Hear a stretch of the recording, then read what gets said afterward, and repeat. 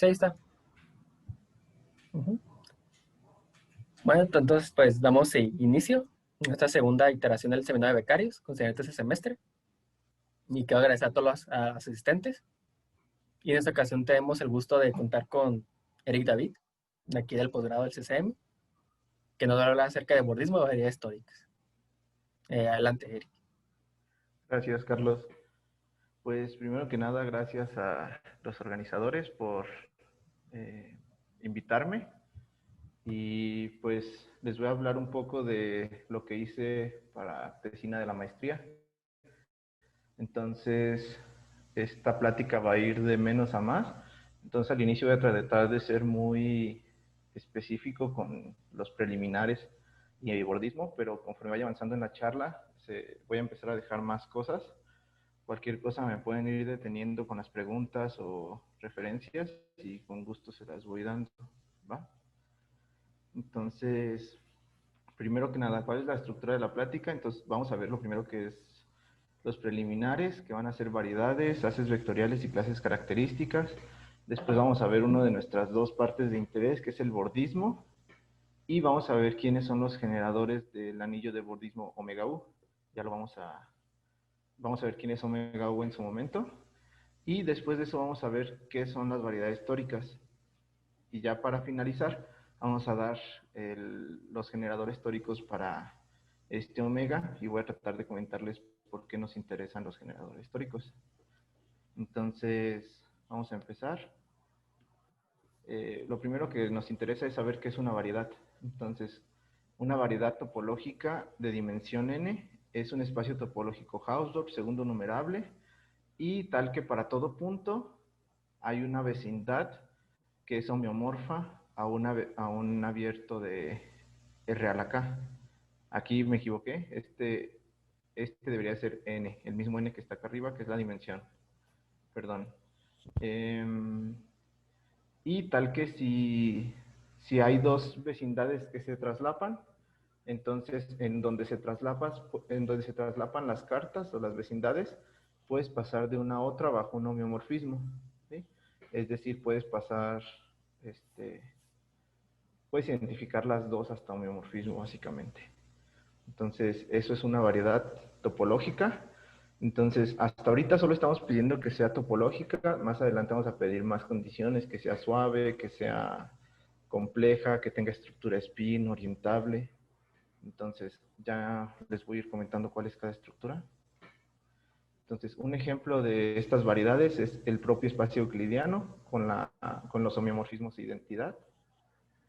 Y más aún, cualquier abierto de regla n es una variedad con los mismos homeomorfismos, con las identidades. Es una variedad de dimensión n. La esfera Sn-1 también es una variedad.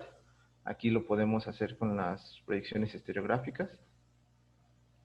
El espacio proyectivo de dimensión n, que este es el conjunto de todas las líneas que hay en R a la n más 1, también es una variedad.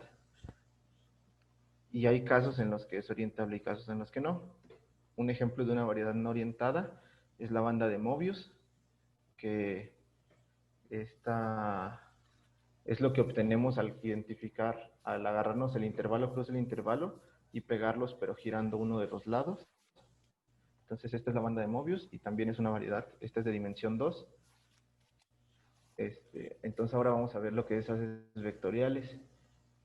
Ok, ya tenemos una variedad, entonces lo que vamos a querer es asociarle haces sobre esta variedad y la definición de haces es un poquito más general que solo para variedades. Entonces me voy a agarrar un haz vectorial de dimensión n sobre un espacio topológico B, va a ser un espacio topológico y una proyección de mi espacio en mi base, tal que para todo punto tengo que su preimagen es isomorfo a un espacio vectorial de dimensión n, que es la dimensión de mi haz. Y además cumple que para cualquier punto va a existir una vecindad que, como quien dice, va a trivializar mi haz en esa vecindad. Entonces, por un lado tengo la preimagen y lo que voy a tener es que la preimagen se ve como un tubito con respecto a mi espacio vectorial, ¿sí? Entonces, esto es mi concepto de haz. y voy a decir que este as está orientado si para todo punto podemos elegir una orientación en la fibra, en lo que está parado encima del punto, y los homeomorfismos que están acá arriba me preservan la orientación. ¿Ok? Entonces, eh, ¿qué más? Ay, ¿por qué avanzó? Ah, sí. Ejemplos. Entonces, tengo el ejemplo trivial. Si quiero que en cada punto se vea como un tubito, pues puedo hacer que todos los puntos se vean así. Y esto es un ejemplo trivial, es el as trivial. Si tengo una variedad suave, el as tangente a esta variedad es un ejemplo de un as sobre mi variedad. Si tengo una variedad suave y esta variedad la puedo encajar en un R a la K, entonces me puedo tomar el complemento ortogonal al as tangente dentro de este espacio en el que la encajé, y eso me da el as normal, que es el que está acá abajo, el nu. ¿Ok? Entonces, ahora, ¿qué es una estructura compleja? Una estructura compleja en una variedad de dimensión par es una aplicación continua entre el espacio, del espacio total a sí misma, la cual me va a preservar las fibras, que es lo que quiere decir esta frase. Va a preservar las fibras, y para todo punto en el espacio total voy a tener que esa aplicación eh, evaluada en sí misma me va a dar multiplicar por -1. Si se fijan, esto le llamamos estructura compleja porque el J cumple la función de I en los complejos. I por I es igual a -1, entonces es lo que estamos obteniendo aquí. Y estamos agarrándonos todo esto en variedades pares. ¿Ok?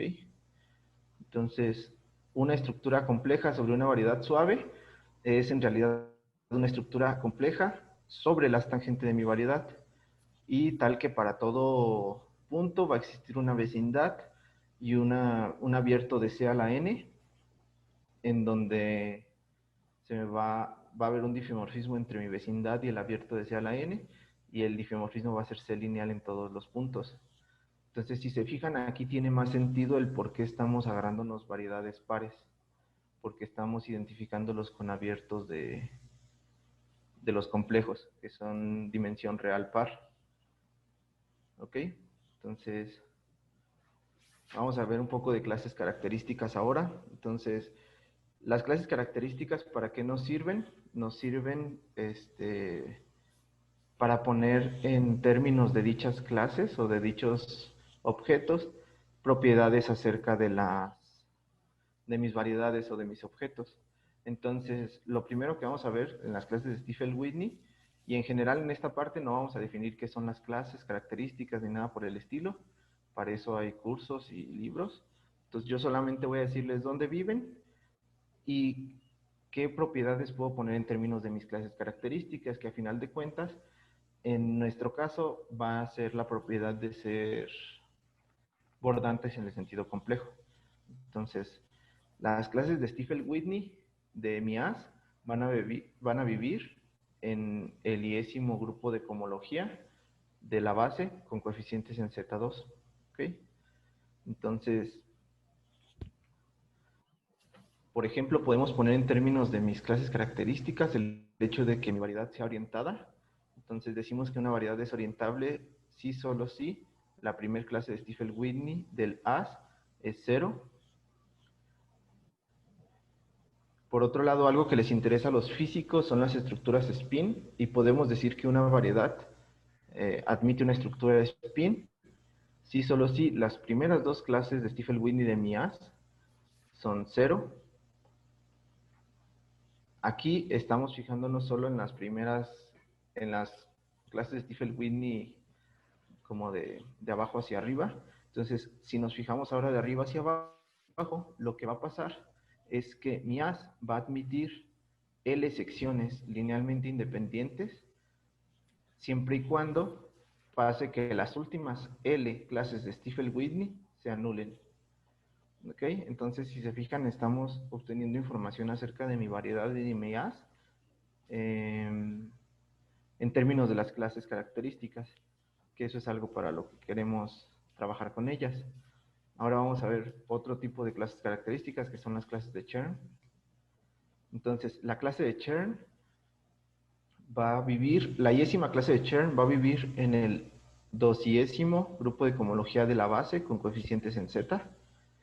Entonces, aquí, si se fijan, estoy utilizando cosas pares, entonces podemos hablar de cosas complejas y por eso nos interesan ellas, porque estamos fijándonos solo en las dimensiones pares. Entonces, una característica de estas clases es que si yo me agarro este polinomio de Chern, que es agarrarme cada clase característica como el coeficiente de una variable a ese grado, entonces este polinomio lo puedo factorizar completamente en términos lineales y resulta que estas cosas que aparecen aquí, al evaluar los polinomios simétricos elementales en esas cosas, me resulta la clase de Chern. ¿Ok? Donde sigma k denota el késimo polinomio simétrico elemental. Ok, ahora, yo me voy a considerar un polinomio que le voy a denotar por p sub n. Entonces, p sub n es elevar todas las variables a la enésima potencia y sumarlas. Este polinomio yo lo puedo expresar en términos de los polinomios simétricos elementales, ya que sabemos que estas cosas son una base. Entonces, p sub n en realidad es s sub n evaluado en sigma 1, sigma k, pero recordemos que sigma 1, sigma k son clases de Chern, porque las puedo evaluar en los elementos A1 hasta A sub n. Entonces, estos de aquí, si los sustituyo por las clases de Chern, voy a obtener lo que llamamos la clase simétrica de las. Entonces, S sub n, evaluado en las clases de Chern, va a ser lo que le voy a llamar la clase simétrica S sub n. ¿Ok?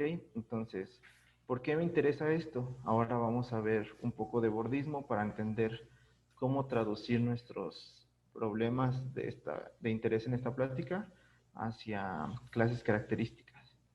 Aquí solo di algunas características de ellas, pero pues vamos a verlo más adelante. Si hay dudas, les repito, me pueden ir deteniendo. Entonces vamos a empezar con el bordismo no orientado. Entonces, les repito que las variedades que tenemos hasta ahorita no las hemos dotado de ninguna estructura, solo hemos mencionado las estructuras complejas, las estructuras, orientar las variedades, pero no nos hemos restringido a ciertas variedades para trabajar con ellas. Entonces, lo que queremos con el bordismo es una forma de clasificar las variedades de dimensión n enriquecidas con alguna estructura. Lo primero que se nos viene a la mente es clasificarlas sin ninguna estructura, que es el bordismo no orientado. Entonces, yo me voy a agarrar dos variedades cerradas, quiere decir que no tienen frontera, suaves de dimensión n, y yo voy a decir que estas variedades son bordantes si existe una variedad de dimensión superior, una más, con frontera, tal que su frontera es igual a la unión disjunta de estas variedades. Entonces, como que no se entiende muy bien qué es lo que queremos, pues hacemos un dibujito. Y lo que queremos es esto. Tengo mi variedad de dimensión n, mi otra variedad de dimensión n, y las uno mediante esto de acá, que es una variedad de dimensión n más 1, y cuya frontera es esta de acá con esta de acá. ¿Ok? Entonces, este es como que el dibujito que contiene toda la filosofía de lo que estamos tratando de hacer. Así que, ¿qué podemos decir acerca del bordismo no orientado? Entonces, algunas características. La relación de bordismo es una relación de equivalencia. Esto quiere decir que me voy a regresar, que una variedad es bordante a sí misma, o sea, es simétrica, que si yo tengo otra relación de bordismo por acá, las puedo juntar mediante esta, y, ¿qué más? Pues siempre es reflexiva porque si m y n son bordantes, entonces también lo es n y m en el orden inverso.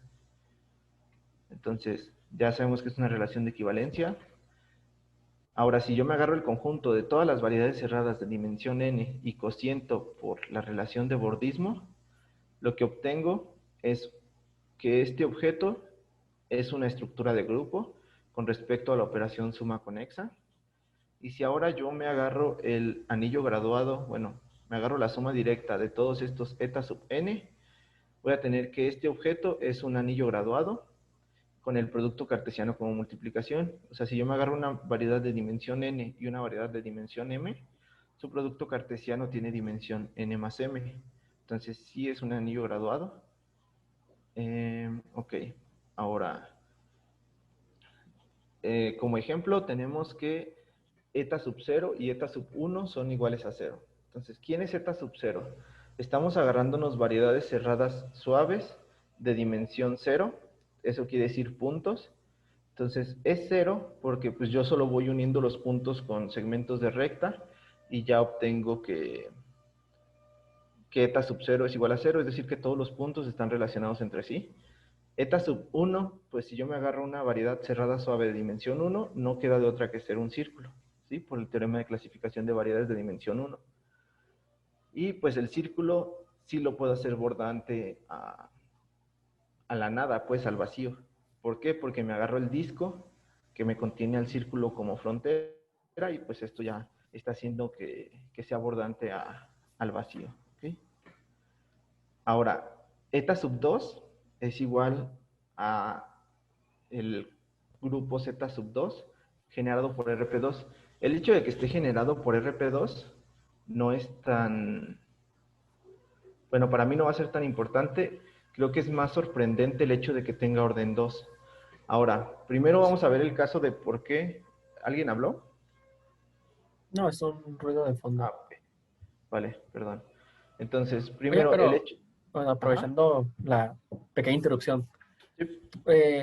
¿cuáles son los inversos en la estructura del grupo del eta sub n? Te agarras la construcción de Grothendieck para Ah, ellos. ok, Te ok. agarras las clases, o sea, te agarras aquí solo las clases y eso te queda un semigrupo y lo que vas a hacer es agarrarte la construcción de Grothendieck para completarlo. Ok, ok. Gracias. ¿No? ¿De qué? Este, ok.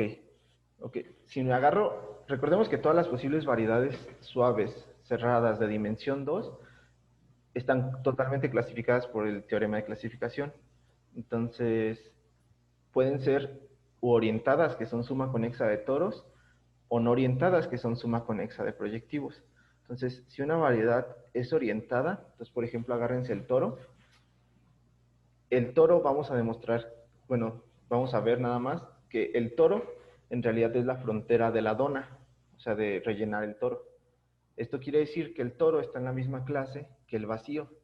Por lo tanto, todas las variedades cerradas orientadas están en la misma clase que el cero. Ahora, si yo me agarro el proyectivo, pues hay una demostración que pueden buscar en internet de que el proyectivo no es ¿cómo se llama? Frontera de ninguna variedad. De hecho, la demostración más clásica usa clases características. Y el hecho de que la botella de Klein, que es difiomorfo a la suma conexa de RP2 consigo mismo, sea bordante a una variedad, es porque si ustedes se agarran el círculo, la botella de Klein la podemos ver como un haz sobre el círculo con fibra al círculo. Esto se puede ver con el cuadrito identificando los lados según la botella de Klein. Entonces, con este cuadrito nos fijamos en uno de sus ¿cómo se llama? Ecuadores, y ese ecuador va a ser un círculo al identificarlo. Entonces, ese círculo lo que voy a hacer es, ¿quién es la fibra en cada punto de ese círculo? Pues me va a hacer otro círculo. Entonces, lo único que voy a hacer es el círculo fibra, rellenarlo. Y eso me dice que la botella de Klein es... bueno, y al cocientar obviamente me va a dar una tres variedad. Entonces, la botella de Klein es en realidad la frontera de una variedad, que esto me dice que RP2 es de grado 2. Por eso es que me queda este Z sub 2. ¿Vale? Entonces, con eso, ahora, un teorema de estructura sobre el bordismo no orientado nos lo dio Dolt y dice que el anillo de bordismo no orientado en realidad es el anillo de polinomios con coeficientes en Z2 y elementos x sub i, donde x sub i en realidad está en la dimensión i. Entonces, si i es par, el x sub i va a ser el proyectivo. Si i es de la forma 2 a la r por 2s más 1 menos 1, este de aquí es impar, entonces esto de acá no puede ser proyectivo, y x sub i va a estar en la misma clase que la variedad p con estos parámetros, donde mi variedad p en realidad es esto de acá. Es un producto de la esfera con el proyectivo complejo, módulo, una relación tau que está dada de esta forma, que es tomar los inversos de la esfera y tomar los conjugados del proyectivo. ¿Ok?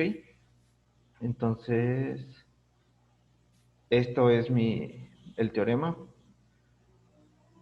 Por otro lado, Tom, en el 54, bueno, demostró que dos variedades son bordantes si solo si todos sus números de Stiefel-Whitney coinciden, que esto ya nos está poniendo el hecho de que dos variedades sean bordantes en términos de clases características, que es lo que queríamos, ¿vale? Entonces, ahora vamos a ver otro tipo de bordismo para ver cómo se compara con este. Entonces, el bordismo orientado. Dos variedades cerradas suaves de dimensión n orientadas son bordantes en el sentido orientado si existe una de dimensión mayor que tal que la frontera es una de las variedades unión disjunta con el inverso con la otra, pero con la orientación inversa. ¿Ok? Entonces, esto de que sea la orientación inversa, nada más es para que a la hora de hacer las cuentas de que sea relación de equivalencia no haya problemas. Entonces, esta es mi definición de bordismo orientado. Ahora sí nos importa la estructura y ahora estamos restringiéndonos a variedades orientadas suaves. ¿Ok?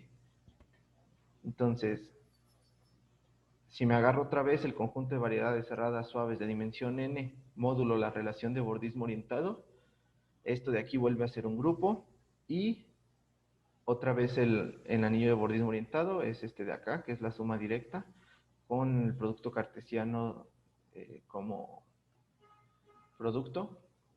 Entonces, un ejemplo es este de acá, que es el de dimensión cero. Son los enteros, porque en realidad lo único que estamos contando es, al agarrarnos las variedades cerradas suaves, entonces tenemos que los puntos traen un signo, que sea positivo o negativo. Entonces, como quien dice, estoy contando la diferencia entre cuántos signos positivos hay y cuántos negativos para ver qué son los enteros. ¿Ok? El anillo de bordismo de dimensión 1, 2 y 3 es 0. Entonces, el 2 no nos sorprende porque el 2 solo aportaba en el bordismo no orientado con las partes, ¿cómo se llaman? No orientadas. Entonces, pues en el orientado menos va a aportar. El 1 sí, pues también teníamos lo mismo. El 3 no es tan trivial de demostrar, pero pues viene en los libros, entonces solo les dejo aquí el dato. El 4 son los enteros y está generado por la clase de CP2 del proyectivo complejo de dimensión 2. El 5 está generado por el grupo especial unitario de dimensión 3, módulo, las matrices especiales ortogonales de dimensión 3. Entonces es un grupo de Lie real, módulo, un grupo de Lie complejo, módulo, un grupo de Lie real. Y pues la acción es por multiplicación. Entonces, aquí están unos ejemplos.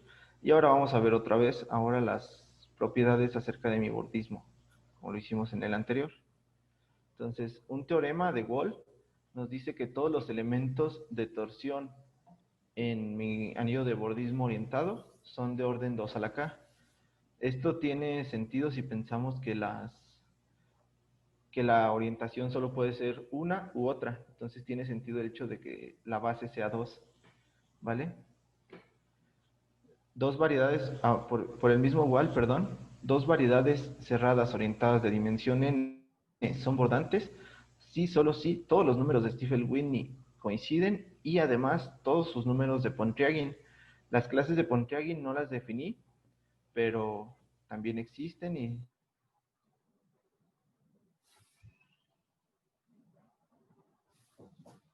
clases además de las que ya habíamos visto.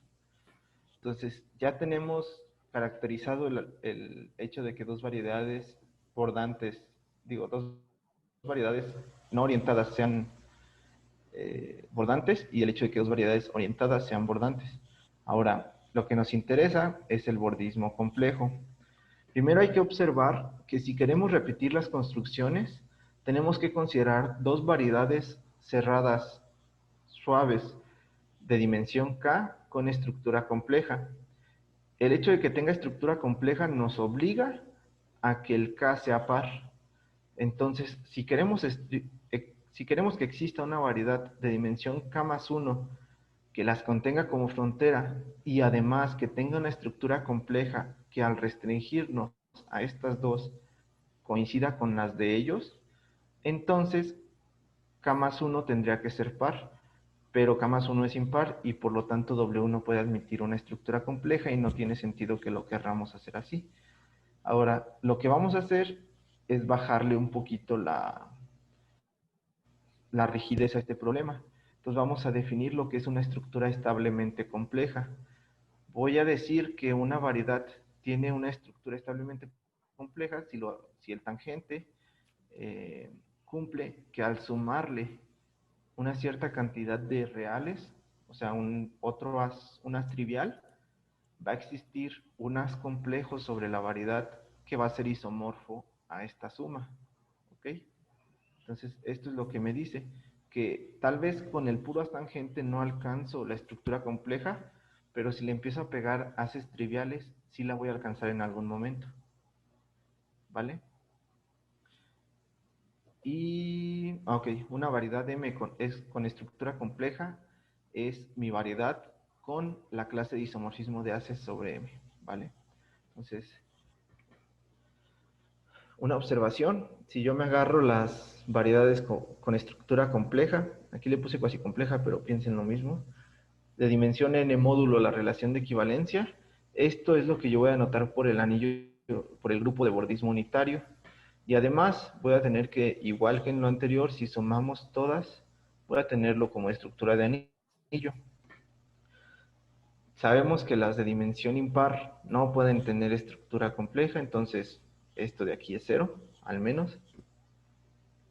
Este de aquí va a ser 0 también, el de dimensión 0. El de dimensión 2 en realidad está generado por la esfera de Riemann. El de dimensión 4 está generado por la esfera de Riemann cruz la esfera de Riemann y por el proyectivo complejo de dimensión 2. Y pues más o menos esto te da idea de cuáles van a ser tus propuestas para generadores. Entonces, lo primero que tenemos que saber sobre la estructura de mi anillo de bordismo unitario es que si nos fijamos solo en si le cambiamos los coeficientes a los racionales, es decir, si le quitamos la torsión, lo que me resulta es que solo hay generadores que corresponden al proyectivo complejo, ¿vale? Entonces, los demás generadores van a tener que ser a fuerzas de torsión. Milnor mostró que dos variedades establemente complejas son bordantes, en el sentido complejo, sí, solo sí, tienen los mismos números de Chern. Entonces aquí están las clases de Chern que teníamos hace rato que no habíamos utilizado. Y ya estamos diciendo cómo se pueden utilizar. Un teorema de Novikov, que este de aquí se diferencia de este en los coeficientes. Entonces acá arriba tenemos coeficientes racionales, acá abajo tenemos coeficientes enteros, y lo que dice es que el anillo de bordismo unitario es polinomial sobre Z con generadores en grado par x, y. Entonces solo nos demostró que es polinomial este anillo, y pues lo que nos interesa es quiénes son estos generadores, ¿no? Que es lo que no nos está dando Novikov. Ahora, un teorema de Buxtaber y Panov nos dice que una clase es generador polinomial de mi anillo de bordismo unitario si solo si sus clases simétricas son de este tipo. Son más menos 1 para estos casos y más menos p para estos casos. Entonces, esto ya me dice cuándo una variedad puede ser generador polinomial de mi anillo de bordismo unitario. Esto es lo que nos va a interesar, los generadores polinomiales. ¿Vale? Ok, entonces vamos a dar generadores. Para esto me voy a considerar la hipersuperficie de Milnor. Me agarro dos enteros y voy a definir mi variedad H y J como un par de puntos en ciertos proyectivos, tal que las primeras y coordenadas del segundo punto son, que cumplen una relación de linealmente independientes con las y coordenadas del otro punto, que es lo que dice aquí. ¿Sí? Entonces, esta es mi hipersuperficie de Milnor y lo que va a pasar es que tiene estas clases características. Es J cuando I es igual a 0, es 2 cuando I y J son iguales a 1, es 0 si I igual a 1 y J diferente de 1, y es esto de aquí si I es mayor que 1. Entonces, haciendo cuentas, va a resultar que estas variedades cumplen lo que me decía el teorema anterior, es decir, que estas variedades generan multiplicativamente mi anillo de bordismo unitario. Entonces ya tenemos generadores, pero estas variedades como las construí no tienen tanta estructura como quisiéramos, por lo cual voy a buscar ahora variedades que tengan una estructura un poco más rica y de forma en la que podamos calcular cosas sobre ellas y pues sí, haya más objetos. Entonces, aquí les voy a dar un teorema que posiblemente no lo vean muy útil ahorita, pero más adelante sí lo va a hacer. Y para que vean que no es tan rica la estructura, vamos a tener que podemos calcular completamente el anillo de cohomología de la hipersuperficie de Milnor. Y este anillo de cohomología se ve así, se ve como Z en dos generadores, donde este generador es como quien dice el primer espacio proyectivo, este generador es el segundo espacio proyectivo, por así decirlo, y cumplen esta relación, ¿vale? Entonces, esta relación, este anillo de cohomología va a ser importante porque vamos a querer comparar estas variedades de las hipersuperficies de Milnor con unas variedades que vamos a ver más adelante. Entonces, ahora vamos a ver un poco de geometría tórica. ¿Okay? Entonces, un toro algebraico de dimensión n es un grupo algebraico complejo isomorfo a c menos el 0 a la n. ¿Vale? Entonces, eso es lo que yo voy a conocer como un toro algebraico. Una variedad tórica es una variedad algebraica normal, compleja, tal que existe un abierto de Zariski adentro de mi variedad con dicho abierto isomorfo a un toro algebraico. Este toro, al ser un grupo algebraico, tiene una acción consigo dentro de sí mismo con multiplicación izquierda, tal que se puede extender, bueno, le vamos a pedir que se pueda extender a una acción sobre toda la variedad. Entonces, vamos a ver ejemplos para que se entienda mejor. Entonces, un ejemplo es, pues, el mismo, ¿no? O sea, el toro algebraico ya pedíamos que sea una variedad, por lo tanto, él mismo es una variedad tórica con la acción dentro de sí mismo. Entonces, si hacemos crecer un poquito nuestro ejemplo, lo que hacemos es pegarle los puntos que le faltan para hacer C a la n. Entonces, este C a la n, en realidad, si se fijan, esta es la misma acción izquierda, y pues, en realidad, nada más estamos como completando nuestro ejemplo anterior. Tratando de seguir la misma filosofía y completando hasta cierto punto un poquito más esto, pues me agarro el proyectivo de dimensión n, donde este proyectivo tiene como abierto denso a Cn, que tiene como abierto denso a C estrella a la n. Entonces me agarro la misma acción, pero en las últimas n coordenadas.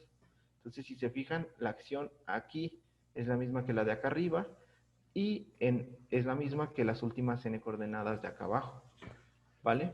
Entonces, estos ejemplos al menos te dan bastante, sí, pues bastante de dónde agarrar, porque las variedades históricas no es algo que sea súper sintético, sino que sí existen, y pues es algo que aparece en bastantes lugares, ¿vale? Ahora, otro ejemplo, que este ya va a ser un poquito más pesado, es que voy a definir lo que es una bandera acotada en los complejos de dimensión n+1. Entonces, esto va a ser una bandera completa U, que van a ser una sucesión de espacios vectoriales de dimensión i, y cada uno de estos espacios va a contener al espacio generado por los vectores canónicos, por los K menos un vectores canónicos, y todas estas las voy a clasificar en un espacio que se llama BFN, que es el conjunto de banderas acotadas en Cn+1. Entonces, cada bandera acotada está únicamente determinada por este conjunto de líneas. ¿Ok? Entonces, bueno, donde CL corresponde al generado por el vector canónico. Aquí estamos distinguiendo quiénes son los vectores canónicos de quiénes son las líneas que están fuera de. ¿Ok? Entonces, la acción sobre este conjunto que determina las banderas acotadas es básicamente la misma que ya teníamos, multiplicar entrada por entrada en las primeras n y la última dejarla libre. Entonces, esta acción me induce una acción sobre mi conjunto de todas las banderas acotadas, y esto hace de BFN una variedad tórica. El hecho de ser suave ya es un teorema un poquito más pesado, pero como no lo quiero dar, aquí solo se lo pongo como una característica. ¿Ok? Entonces, ya tengo otro ejemplo. Este ejemplo va a ser importante. Recuerden quién es BF sub n, que son las banderas acotadas en Cn+1. ¿Ok? Entonces, vamos a ver ahora por qué es tan rica la estructura de las variedades tóricas. Yo voy a definir un cono como me agarro R vectores en R a la n y me agarro todas las, o sea, es como si yo me escogiera ciertos puntos y me agarrara todas las rectas que van dentro de esos puntos que están delimitadas por ellos. Esto es lo que quiere decir esto. Me agarro todas las combinaciones lineales con coeficientes positivos de estos vectores, ¿vale? Entonces, esto es un cono. Un cono decimos que es racional si hay un conjunto de generadores de acá, o sea, que estén dentro del cono y que me lo generen, tal que todos los generadores estén en Z a la n, es decir, tengan entradas enteras. Generalmente nos importan los conos racionales. Aquí nada más lo pongo porque aquí se ve que ya nos estamos metiendo a combinatoria, o sea, al mundo de la combinatoria. Entonces, en variedades históricas lo que tenemos es que tenemos ya la estructura de geometría algebraica, que te dice que tienes geometría más teoría de K-álgebras, anillos, campos. Aparte le estás metiendo una estructura combinatoria, aparte va a tener estructura de geometría convexa al ser conos. Entonces hay más de donde agarrarse para esto. Estos conos de aquí van a tener ciertas caras que vamos a denotar por BIs, que van a aparecer más adelante. Ahora, solo les voy a poner aquí cómo se relacionan los conos con las variedades tóricas, y en realidad lo que estoy haciendo es, yo me agarro una retícula de rango n, y esa retícula la voy a meter en un espacio vectorial ambiente, ¿ok? Es decir, tensorizo por R. Por otro lado, voy a agarrarme el toro algebraico y voy a tensorizar por él, ¿ok? Esto de aquí, pues, como es de rango n, en realidad es isomorfo al toro algebraico de dimensión n. Ahora me voy a agarrar un cono dentro de mi Rn, que es este de acá, y su dual. Entonces voy a denotar por S sigma el dual intersección los puntos en la retícula. Ahora, este S sigma pues es un conjunto de puntos, y ese sigma va a resultar que es un semigrupo finitamente generado, y me voy a agarrar el álgebra de semigrupo de S sigma. Y esta de aquí, al ser ya un álgebra, ya le puedo asociar una variedad algebraica, que es el espectro, ¿sí? Entonces, la variedad tórica asociada a mi cono es el espectro de CS sigma, ¿ok? Entonces, aquí ya estamos viendo cómo se relacionan las variedades tóricas y los conos, y hay una correspondencia entre ellos. que no voy a dar ahorita, pero solo es para que sepan toda la estructura que cargan. Si se fijan aquí adentro también está lo de álgebra de semigrupo, está, pues sí, la combinatoria también ahí con las retículas de rango n. Y pues algo importante igualmente de las variedades es que hay una estructura más débil que ser tórico. Entonces, yo digo que una variedad casi tórica M es una variedad de dimensión par, suave, tal que admite una estructura, admite una acción de C estrella dentro de M y que al cocientar por esa acción me queda un politopo de dimensión N, ¿vale? Entonces esta acción es bastante buena. Y como variedad casi tórica, también están las tóricas. Entonces, o sea, si yo me agarro una variedad tórica que esté asociada a mi politopo sigma, bueno, P, que era el sigma que estaba antes, entonces B sub P es casi tórica sobre mi politopo, ¿vale? Entonces aquí hay más estructura combinatoria, pero aquí recuerden que estamos debilitando a que solo sea casi tórico. Ahora, un teorema que me dice un poquito más acerca de la estructura de la variedad es que si yo tengo una variedad casi tórica, su anillo de cohomología está dado por Z por un anillo polinomial en m variables, donde estas m corresponden a las caras de mi politopo, módulo un ideal I. Estos, perdón, no a las caras, corresponden a las rectas, a los puntos que elegí al inicio, a estas rectas es a las que corresponden. Entonces, el grado de ellas es 2, porque recordemos que son rectas complejas, y el I es el ideal generado por elementos de los siguientes tipos. Entonces, yo voy a quitar el producto de todas aquellas caras, de todas aquellas rectas que entre ellas no formen una cara como tal. Entonces, por ejemplo, si yo tengo un cuadrado, yo puedo quitar el producto de los lados que están contrarios, porque entre ellos dos no forman una cara, no hay una línea recta aquí en medio. Entonces, eso es una de las cosas que voy a quitar. Otra cosa que voy a quitar es todas las formas lineales de mis rectas, ¿vale? Entonces esas también las voy a quitar. Ahora, la clase total de Chern es el producto de 1 más cada una de estas clases que corresponden a las líneas. Sus grupos de homotopía son 0 en dimensión impar y libres de rango el número de Betti, que este número de Betti en realidad es la jésima. Aquí es el número de Betti 2J.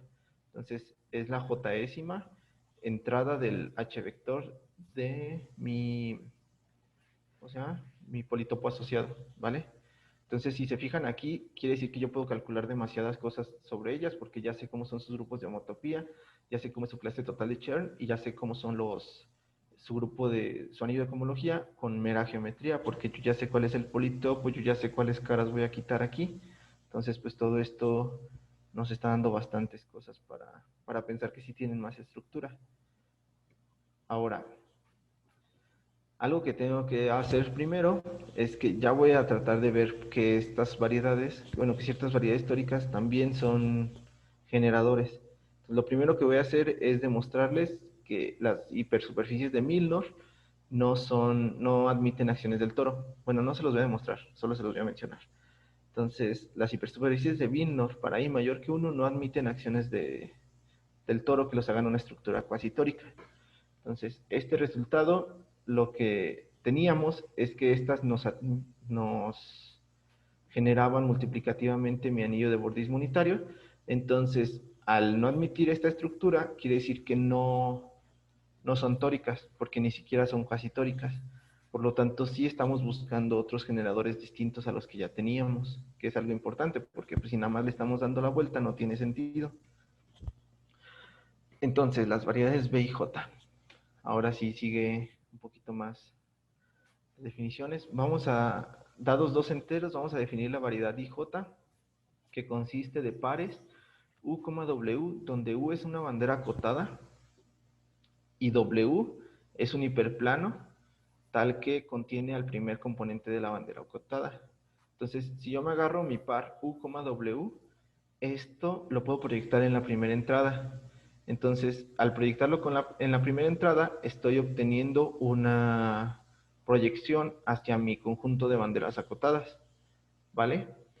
Esto lo último es nada más para la gente que sabe haces, que resulta que este haz que estoy obteniendo al proyectar se separa como una suma de haces como sigue, como la proyectilización de estos haces suma el canónico, digo el trivial, ¿vale? Entonces, estas son mis variedades B y J. Voy a tener que, esta es la proyección que obtuve ahorita y esta es la proyección que teníamos antes. Entonces, tengo una función que es esta f de acá, que me está mandando cada bandera acotada en su primer componente, que era lo que estábamos haciendo antes. Entonces, esta función f, eh, resulta que las funciones de acá van a ser el...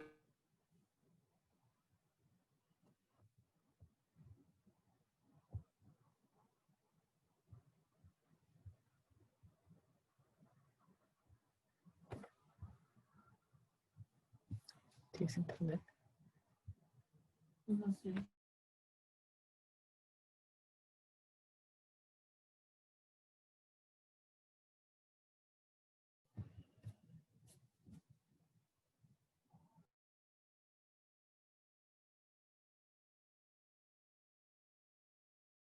Buscamos ahora que las clases coincidan para ver qué estas de acá generan.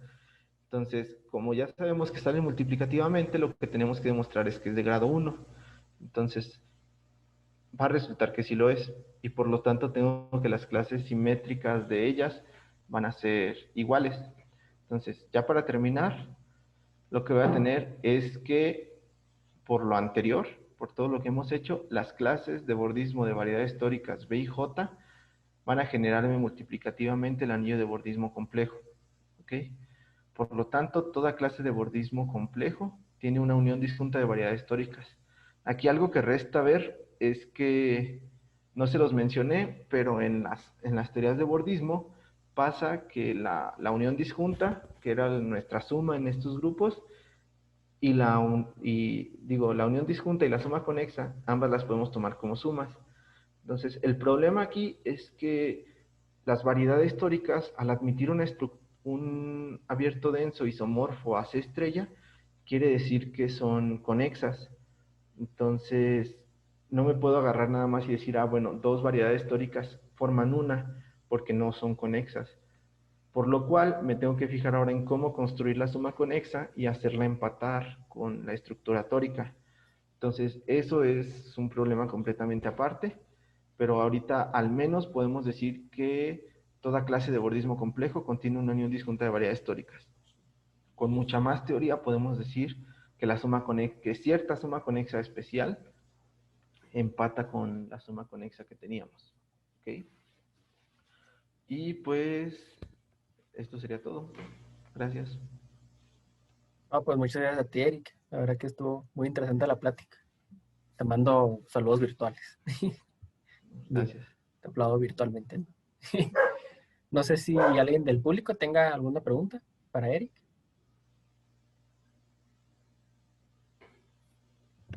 Voy a checar el chat. Bueno, pues aquí no hay nada. Aparece. Yo te iba a preguntar, Sí. por ejemplo, ajá, ahorita, ahorita que mencionaste un poco pues de los haces vectoriales, ¿no? No sé Ajá. si hay una relación entre, digamos, los sonidos de bordismo y la K-teoría, por ejemplo, de ciertas variedades. Mm, de ciertas variedades no, pero sí la hay. En el libro ¿cómo se llama? En el libro azul, ahí aparece, cuando están construyendo teorías de homología generalizadas, Ujú. ahí sí aparece el bordismo porque lo que usas es construir ciertos espectros donde aparece que son algo de ciertos conjuntos. O sea, sí hay una relación, pero ya es un poquito más general. O sea, te tienes que ir al lenguaje muchísimo más fuerte para encontrarla. Pero sí, Ok. sí la hay, a final de cuentas, en categoría, por ejemplo, si te quedas en cabo, pues estás clasificando los haces orientados, ¿no? Ujú. Eh, pues aquí es como fijarte en las, ¿cómo se llaman? En, en Omega SO, que es el anillo de bordismo orientado. Entonces, sí la hay. Aquí solo les mencioné el bordismo de forma muy simple, pero en realidad el bordismo es una teoría de homología, entonces te Ujú. puedes meter ahí y verlo como teoría de homología y fijarte qué es lo que pasa cuando te agarras el bordismo de cierta variedad como teoría de homología y los, su categoría de esa variedad. Por ejemplo, en orientados, puedes pensar también en KU, que son los complejos, que son la categoría compleja. Sí, sí la hay, pero ya es un poquito más pesado. Ok. Y también tenía otra pregunta, pero con respecto al bordismo, pero por ejemplo, ya como una teoría sobre, o sea, digamos, un bordismo cuaterniónico, por ejemplo, o octoniónico. No sé si existe algo así. En relación a lo que hay con los haces vectoriales, ¿no? Que de pronto se consideran haces sobre los octoniones, cuaterniones. Ajá. Pues sobre los octonios no te puedo asegurar nada. O sea, ahí Ajá. sí es algo que sale de mi capacidad. Pero sobre los cuaterniones, pues haz actuar el grupo SPN, que es el grupo simplicial, que es el análogo al los grupos especiales lineales y unitarios en Ujú. reales y complejos, respectivamente. Entonces haces actuar ese grupo y pues ya puedes hacer tu propio bordismo cuaterniónico. Sobre los octonios, al no ser asociativo, no sé qué problemas genere. Supongo que debe de haber alguien que intenta cosas, porque pues, los octonios los han metido como coeficientes en homología para decir cosas. Entonces, ahí sí, por parte de los octonios te la debo, pero por parte de los cuaterniones puedes hacer cosas. O sea, a final de cuentas vas a tener el mismo problema que con el bordismo complejo, el hecho de que las dimensiones no van a empatar. Ujú. Buscas hacer un análogo a lo que te platiqué aquí que se hizo y pues a ver qué pasa. Ahí, o sea, es lo que yo haría y es lo que tengo entendido que funciona. No sé si alguien haya estudiado eso o qué estructura les haya dado, pero pues ahí lo que estás buscando es las estructuras con la acción del grupo simplicial, el grupo SPN. Porque igual lo que mencionaba de la estructura spin, al final de cuentas estás buscando acciones del grupo spin. Entonces, pues, sí, eso. Sí. Sí, o sea, al final de cuentas es como que, o sea, te basas en en el grupo en el que actúas, ¿no? En Ajá. este llamado grupo característico, ¿no? Que, Ujú, sí. ajá. Ah, ok, ok. Ah, pues muchas gracias. Sí, la verdad, esas eran mis dudas. ¿No? ¿De qué? Sí. No sé si alguien más tenga ahorita alguna pregunta. Yo tengo una, bueno, más o menos. Sí. ¿Vas a seguir trabajando esto en el log o sea, sí se le ve camino o ya No, es... estos resultados ya son viejitos. Entonces, yo lo que hice fue detallarlos completamente, hacer todas las cuentas que no se hacen en los artículos, pero en el doc ya voy a trabajar igual sobre haces vectoriales, pero ahora ya dejando de lado la parte de bordismo. O sea, voy a trabajar con haces vectoriales complejos, pero ahora sobre curvas algebraicas. Entonces, voy a seguir trabajando como con los mismos objetos, pero ya no sobre las mismas bases. Haces vectoriales complejos, sí. Ok, ok. Ok, gracias. ¿No? ¿De qué? De hecho, tenías un resultado, ¿no? Cuando estabas hablando del bolismo unitario complejo, ¿no? Que se mostró en 2015. Ajá. Ajá, o sea, pues ese me hizo un poco extraño, ¿no? Porque sí, cierto, ¿no? Tus resultados en teoría eran como de los 60 y todo eso. Pum, y luego pegó el brinco, ¿no? En 2015. Sí, Es, pues es que los resultados como tal los dio pues Milnor y todos ellos, o sea, aquí está, ve, Tom, Milnor, Novikov, Ajá. Y este resultado de Bookstaber es del 2015. Y pues es que acá estás tratando de solo encontrar o sea, solo asegurar que existen los generadores, cuáles son las condiciones para que dos variedades sean establemente concordantes, establemente complejas. Pero acá ya dices, bueno, sí, ya me diste unos generadores, ahora, ¿qué tanta estructura va a tener? Entonces, aquí ya no solo estás hablando de que sean bordantes, sino estás hablando de que te generen polinomialmente tu anillo. No. Ya sabes que es polinomial, esto te lo dijo Novikov. Ahora, que sean generadores polinomiales, pues ya viene con esto, ¿no? Entonces, sí, no están relacionados, pero esto sí busca ya algo muchísimo más específico. Sí, sí, ya.